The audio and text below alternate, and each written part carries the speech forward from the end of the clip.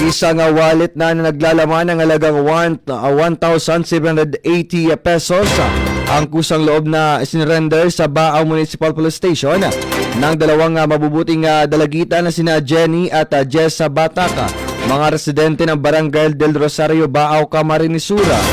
Dahil dito, ang Baaw MPS ay taus-puso nagpapasalamat at saludo na ipinamalas na katapatan at kabutihang loob na isaan niya itong patunay na ang kabataan ay tunay na maaasahan sa pagtataguyod ng katapatan at integridad sa isang komunidad. Samantala, sa naturang may-ari ng nasabing wallet, marian niyang dumulog sa Baaw Municipal Police Station upang maklaim ang inyong gamit. Magdala lamang anya ng valid ID at magbigay ng sapat na impormasyon bilang patunay ng pagmamay-ari nito.